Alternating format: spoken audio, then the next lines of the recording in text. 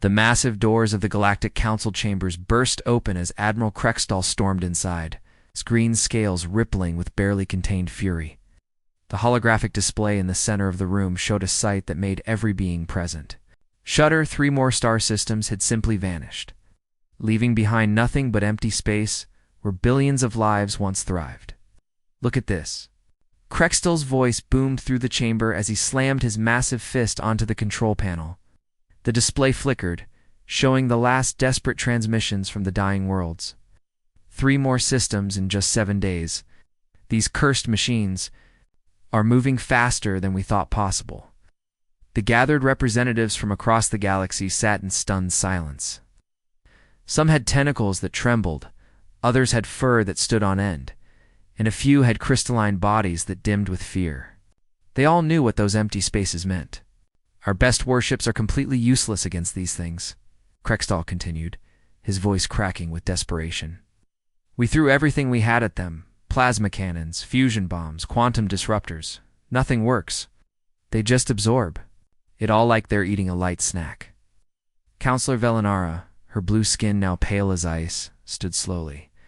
Her fingers moved across her datapad, bringing up casualty reports that made everyone's blood run cold. The numbers were beyond comprehension. 17 billion souls lost in the Theta sector alone, she whispered, her voice barely audible. Men, women, children, entire civilizations wiped out in hours. If these devourers keep moving at this speed, they'll reach our core worlds in 6 months, maybe less. The chamber erupted in panicked voices. Representatives shouted in dozens of languages, all saying the same thing in different ways. They were doomed in the far corner of the chamber. Hunched over a pile of ancient books that most beings had forgotten existed, Scholar Zixthon raised one trembling hand. His old eyes were bloodshot from days of reading forbidden texts, searching for any clue that might save them all. Wait, he croaked, his voice so quiet that the arguing stopped. There might be another way. These restricted files, the ones locked away for thousands of years, they mentioned something interesting. Every eye in the chamber turned to the elderly scholar. He looked like he had seen a ghost. The archives speak of a species called humanity. He continued, his voice growing stronger. According to these records, they fought these exact same machines before. Long ago, when the galaxy was young, the room fell into complete silence. You could hear the hum of the space station's life. Support systems. Admiral Krextall's eyes narrowed dangerously. Humans are myths, old man. Stories told to children. Legends from the dark times. Scholar Zixthon looked up from his ancient books, his eyes filled with a mixture of hope and terror. Perhaps they are just legends, Admiral. But right now, legends are all we have left. And these legends say humans knew how to make the devourers stop. The fate of the galaxy hung in the balance, and their only hope might be a species that vanished 4,000 years ago. Ambassador Tay floated through the ancient corridors of the beacon station, his breathing apparatus making soft hissing sounds. In the thin atmosphere, the station hung in the dangerous heart of the galactic core, where massive stars burned so bright they could blind you from millions of miles away. No one came here anymore, no one except those desperate enough to search. For impossible answers, the human construct dominated the central chamber like a sleeping giant. It was unlike anything the galaxy had ever seen. Smooth metal that seemed to shimmer between existing and not existing, covered in strange symbols that hurt to look at directly. Yet somehow, after 4,000 years, it still hummed with power. This is completely impossible, Ben whispered, his voice barely audible through the CUM system. The young aide scanner trembled in his hands as he took readings. Ambassador, the energy signature from this thing suggests it's been broadcasting continuously for 4,000 years. Nothing can run that long without maintenance. Tay moved closer to the beacon, feeling an odd pull he couldn't explain. Symbols carved into its surface seemed to shift and dance when he wasn't looking directly at them. Then something incredible happened. The alien writing began to make sense, as if his brain was slowly learning to decode it. When the darkness returns, call us home, he read aloud, his voice filled with wonder and fear. Ben's scanner beeped frantically. Sir, we need to leave. The Council's orders were clear. Observe only, do not interact. They think this whole thing is a trap left by some enemy species. But Tay couldn't tear his eyes away from the beacon. Deep in his gut, he felt this was their only chance. Through the reinforced viewports of the station, he could see the distant orange glow of Devourer ships in the next star system. They were feeding on another sun, slowly draining its life while billions of beings died screaming in the darkness. A trap? Tay whispered, placing his hand on the beacon's surface. The metal felt warm, almost alive. Maybe it is, Bin. But look out there. Look at what's happening to our galaxy. The young aide followed his gaze and saw the horrible truth. Another star was dying, its light flickering like a candle in the wind. In a few hours, it would be gone forever, along with every planet, every moon, every life form that had ever called that system home. The Council voted against activating this beacon, Bin said, his voice cracking with emotion. They're afraid of what might answer. Tay's hand hovered over the activation panel. It was a simple thing, barely the size of his palm, but he knew that pressing it would change everything. The weight of 17 billion dead souls pressed down on him. The screams of dying worlds echoed in his mind. Maybe they're right to be afraid, he said quietly. Maybe this is a trap. Maybe something terrible will come if I press this button. He looked out at the dying star again, watching the Devourers feast on its light. But we're already dead if we do nothing. Tay pressed the activation panel. The beacon's song exploded outward, piercing through space itself, carrying their desperate plea toward the empty void between galaxies where legends might still be waiting. Deep in the Andromeda Galaxy, far beyond the reach of any known civilization. Admiral Jin sat in his command chair aboard the massive colony ship Remembrance.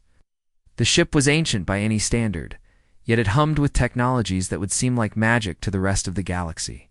For 4,000 years, it had been humanity's home, their fortress, and their preparation ground for this exact moment. The beacon's call hit Jin like a physical blow. The signal didn't just reach his radio equipment, it resonated through his very bones. Through his DNA, through the quantum modifications that had been carefully built into every human over countless generations. He felt it in his soul, a desperate cry for help from the galaxy they had left behind so long ago. All stations, prepare for immediate departure, Jin commanded, his voice carrying the weight of 4 millennia of waiting. Around him, the bridge crew moved with the fluid grace of people who had trained for this moment their entire lives. Movements were almost too perfect, too coordinated, as if they were connected by invisible threads. These weren't the same humans who had fled the Milky Way in terror all those years ago. Generations of careful evolution, both natural and artificial, had transformed them into something more. Their eyes held depths that seemed to go on forever. Their movements carried the confidence of beings who had learned to exist between realities. Captain Hai approached the Admiral's chair, her silver eyes reflecting light that shouldn't exist. The quantum implants woven into her nervous system allowed her to see probabilities, to witness the spaces between moments where possibilities lived and died. The hidden fleet is ready, sir. 200 ships, each one carrying technology the Galactic Council has never dreamed of. Jin nodded slowly, his fingers dancing across controls that responded to thoughts as much as touch. Around them, the star charts began to shift and change, showing pathways through space that defied conventional understanding. Signal the fleet. Tell them it's time. We're going home. Through the massive viewports that stretched across the bridge, space itself began to respond to their presence. Reality twisted and folded like origami made of starlight. The human vessels didn't travel through space the way other ships did. They traveled around it, through it, existing partially outside normal reality. The Devourers had taught humanity a hard lesson 4,000 years ago. Conventional warfare was useless against beings that could eat energy itself, so humanity had become unconventional. They had learned to fight from the spaces between thoughts, to exist in the gaps where physics became poetry. Admiral called out Lieutenant Kong from the communications station. We're receiving acknowledgement signals from the entire fleet. Everyone is ready to move. Jin stood from his command chair, feeling the weight of 4,000 years of preparation settling on his shoulders. Every human in the fleet had been born for this moment, trained for this return, modified and evolved to face an enemy that had driven them into exile. "Begin the journey," he said quietly. "It's time to show the galaxy what humanity has become." Space folded around them like a closing flower, and the hidden fleet began their long journey home. The edge of Council space had been quiet for decades, patrolled by routine security ships that rarely encountered anything more dangerous than smugglers or asteroid miners. That peaceful silence shattered when reality itself seemed to ripple and tear, and 200 ships materialized out of nowhere like ghosts stepping into the physical world. Captain Vorth of the Council patrol vessel Star's Edge nearly fell from his command chair as his sensors went completely insane. The readings made no sense. The ships were there, clearly visible through his viewports, but according to his instruments, they didn't exist at all. "Run a full diagnostic on all sensor arrays," Vorth ordered his crew, his voice tight with confusion. "Hey, something's wrong with our equipment." A tactical officer, a nervous young Zealon named Crix, shook his head frantically. "Sir, I've run the diagnostic 3 times. The sensors are working perfectly. These ships they don't register. It's like they're real and not real at the same time." The human vessels hung in space with an otherworldly stillness. Gods. They seemed to exist in the spaces between moments, flickering in and out of full reality. "Unknown vessels, identify yourselves immediately," Captain Vorth transmitted, trying to keep the fear out of his voice. "You have entered Galactic Council territory without authorization." The response came through crystal clear and perfect galactic standard, but with an accent that made Vorth's spine tingle. "Received your call?" Before Vorth could process what Terran meant, every alarm on his ship started screaming at once. His blood turned to ice as the tactical display showed what was approaching: a Devourer scout force. 3 massive machines that had probably been drawn by the energy signatures of the mysterious fleet. "All ships, battle stations," Vorth shouted, knowing it was hopeless. "Prepare to engage the Devourers." The Council patrol ships powered up their weapons, their crews knowing they were about to die but refusing to run. They had seen what happened to ships that tried to flee from the Devourers. The machines always caught up, and running only made the death slower and more painful. But before they could fire a single shot, Admiral Jin's voice cut through the chaos with impossible calm. "Stand down, friends. Watch and learn." What happened next would be talked about in whispers for generations. The human ships didn't fire weapons. They didn't launch missiles or charge plasma cannons. Instead, they simply became more real, more present, as if they were suddenly existing. With greater intensity than everything around them, reality twisted and bent around the human fleet like water around stones. The Devourer machines, these unstoppable engines of destruction that had been consuming the galaxy, suddenly stopped moving. They hung in space, completely motionless, as if someone had pressed a pause button on existence itself. Then, possibly, they began to tear themselves apart from the inside. "How?" Captain Vorth whispered, his voice barely audible. Admiral Jin's response was gentle, almost kind. "We'll explain everything, Captain, but first, we need to talk." The emergency session of the Galactic Council had never hosted beings like Admiral Jin and Captain Na. As they stood in the center of the Great Chamber, something felt wrong to every representative present. The humans cast shadows that seemed too deep. Their voices carried echoes that shouldn't exist, and when you looked directly at them, and the displays that appeared made several counselors cry out in pain. The images seemed to exist in too many dimensions at once, showing realities that mortal minds weren't meant to comprehend. "For 4,000 years, you've been fighting these creatures the wrong way," Admiral Jin began, his voice carrying the weight of millennia. "You see metal and circuits, so you think the Devourers are machines. You're completely wrong." The holographic display shifted, showing the true nature of the Devourers. They weren't mechanical at all. They were something far worse. Living shadows that fed on the very essence of consciousness itself. "They're parasites," Jin continued, watching as understanding dawned on horrified faces around the chamber. Psychic parasites that consume the emotional energy of living beings. Every time you feel fear when you see them, every moment of desperation. When your worlds burn, every flash of anger, when your fleets fail, you're feeding them, making them stronger. Counselor Velinara, her blue skin now pale as moonlight, leaned forward in her seat. How do we battle creatures that feed on the act of fighting them? Captain Ney stepped forward, her silver eyes reflecting light that shouldn't exist. You don't fight them, Counselor. Fighting them is exactly what makes them powerful. 4,000 years ago, humanity discovered there was only one way to protect the galaxy. From the Milky Way, ships fleeing, not in defeat, but in sacrifice. We had to remove ourselves from the equation, Na explained. We severed our connection to normal space-time, partially cutting ourselves off from the reality you all live in. It was the only way to become invisible to creatures that hunt through. Emotional resonance. Scholar Zixton rose from his seat, his ancient eyes studying the humans with new understanding and growing horror. But the cost, he whispered, his voice trembling. You're barely here anymore, barely real. You exist in the spaces between existence and nothingness.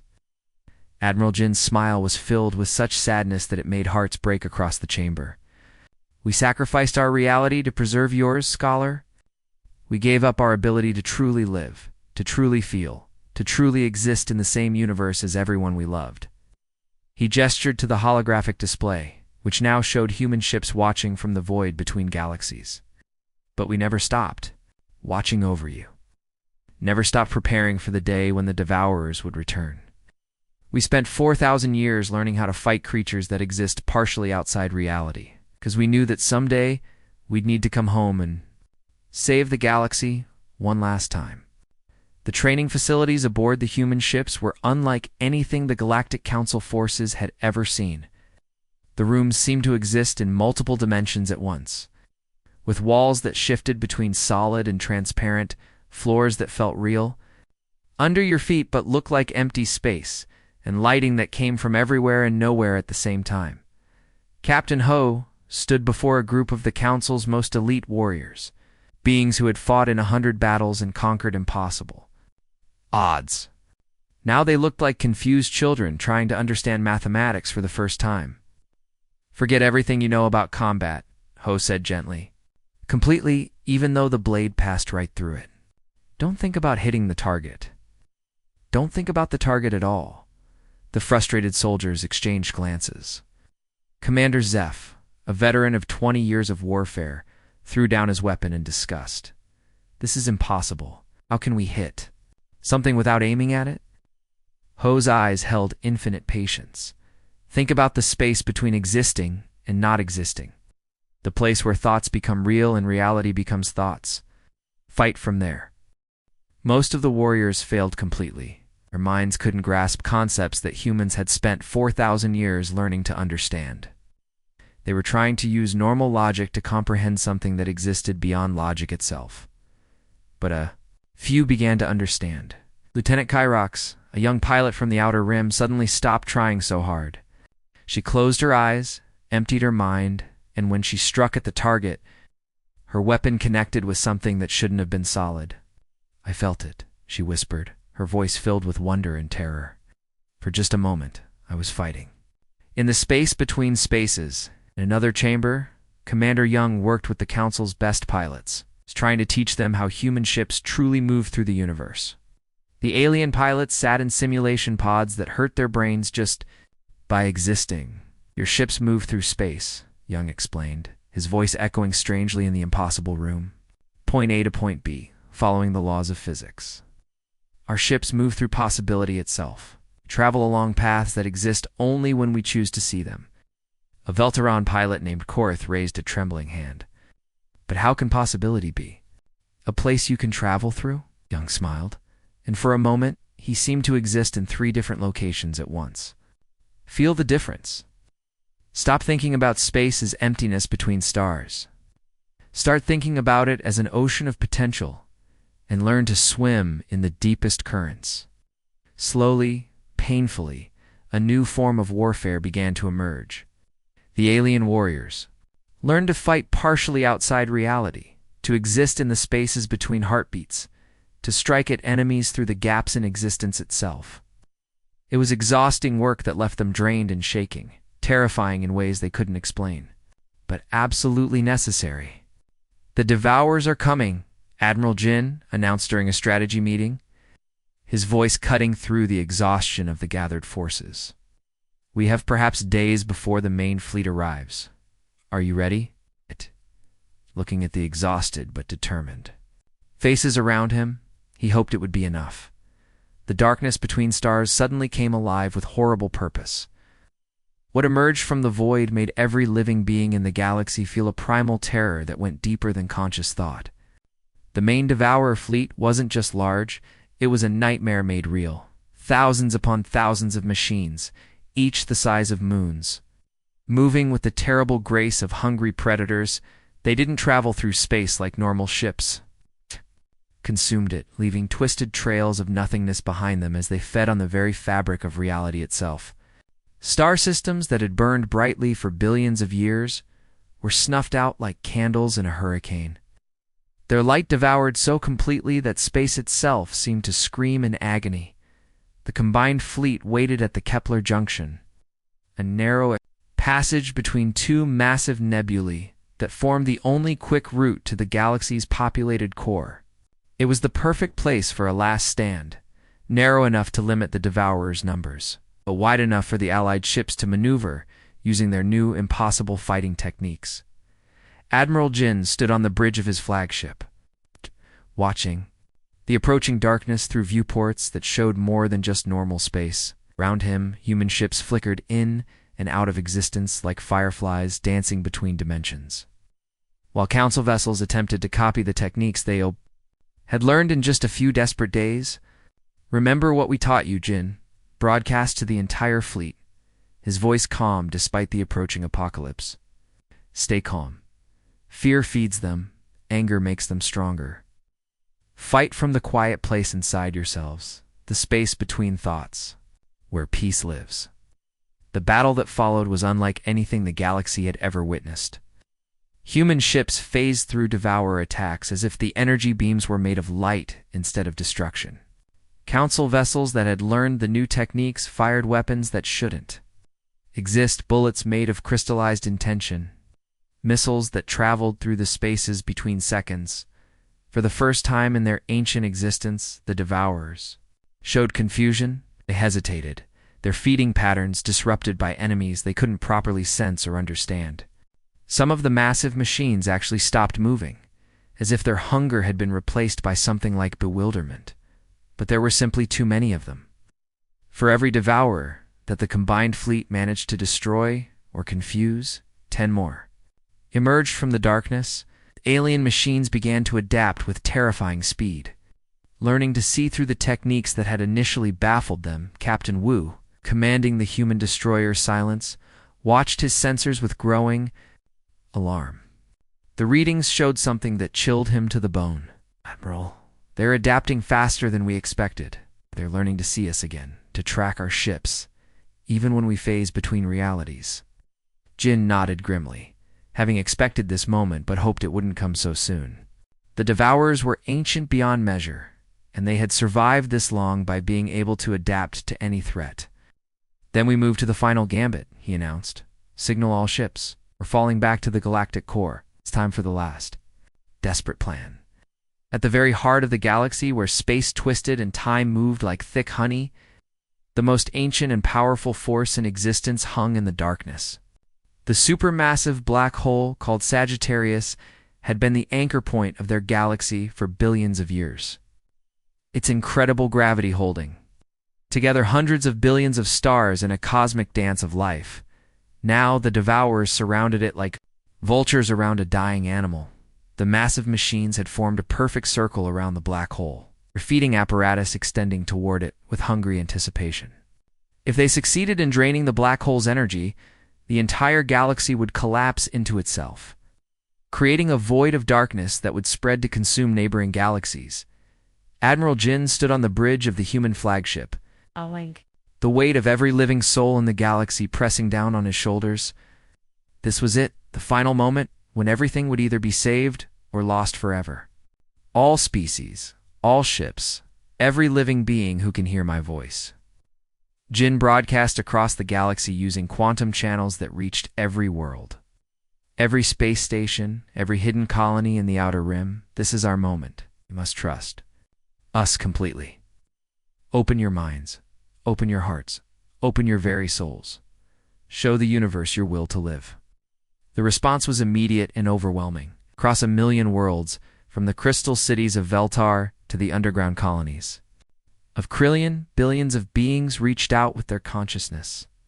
Humans, aliens, artificial intelligences, even the primitive life forms on distant worlds all joined together in a psychic chorus that made reality itself sing. The energy was beautiful beyond description, but also terrifying in its intensity. Every emotion, every thought, every desperate hope for survival flowed together like rivers joining an ocean captain's sun. Monitoring the readings from her station aboard the human flagship, watched the numbers climb to impossible levels. Admiral, the psychic resonance is building faster than our calculations predicted. If we're wrong about this, ... We're not wrong, Jin replied, feeling his own consciousness expanding to touch the mind of every living being in the galaxy. For a moment, he was everyone and everywhere at once. A mother protecting her children on a distant world.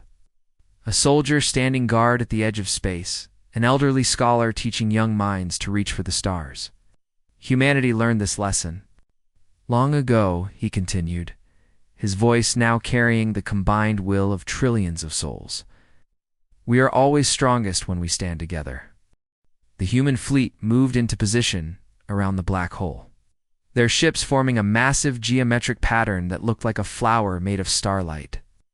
Each vessel became a node in a cosmic circuit, channeling the combined psychic energy of the entire galaxy. Then they began to sing, not with voices, but with the fundamental harmonics of existence itself. The Devourer's feeding patterns suddenly reversed. Instead of consuming the galaxy's life force, they began to reflect it, amplify it, transform it into something new and beautiful. The moment the psychic wave reached the Devourers, something impossible happened. The ancient machines that had terrorized the galaxy for eons began to change before everyone's eyes. It wasn't destruction or death, it was transformation on a scale that made witnesses weep with wonder.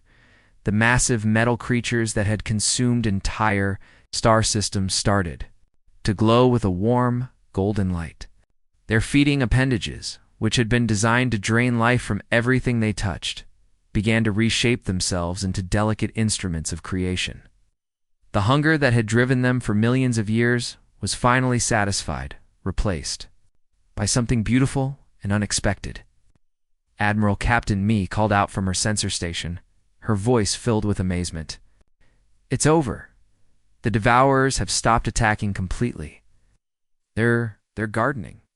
Admiral Jin smiled as he watched the transformed beings through the main viewports. The creatures that had once been unstoppable engines of destruction were now gently tending to a dying star, carefully adjusting its fusion rate to help it burn longer and brighter. Other Devourers were spreading through the galaxy, not to consume, but to heal the damage they had caused. They were never evil, Jin said softly, understanding flooding through him. They were just hungry, starving for the psychic energy that all living beings create. Now they're finally full, and they remember what they were meant to be. In the days that followed, the galaxy erupted in celebration. Every world, every space station, every corner of civilization rang with joy and relief. The nightmare was over. The ancient terror had been transformed into something wonderful. But when the Galactic Council gathered to discuss how to honor humanity, they received a surprise that left them speechless. Instead of claiming territories or seeking rewards, the human fleet quietly moved to the edges of the galaxy, taking up positions in the dark spaces between star systems. Why? Counselor Velinara asked during the final diplomatic meeting, her voice filled with confusion and gratitude. You could rule us all. Every species in the galaxy owes you their lives. You could have anything you want. Admiral Jin stood at the great windows of the council chambers, looking out at the stars, where human ships flickered like distant guardian angels. Because that's not who we are, counselor. We're not conquerors or rulers. We're protectors. We always have been. He turned to face the assembled representatives, his eyes holding the wisdom of 4,000 years of sacrifice. And the darkness always returns eventually. Maybe not in our lifetime, or our children's lifetime, but someday. Something else will threaten the peace we've built together. When that day comes, we'll be ready. As the years passed, children across the galaxy learned the story of the silent guardians who had given up their reality to save everyone else's. Teachers would point to the edge of space where human ships continued their eternal watch, ready to answer the call when the next threat emerged from the void. The galaxy was safe, humanity was home, and the universe was a little brighter for their presence, protected by beings who had chosen duty over glory, sacrifice over reward, and love over power.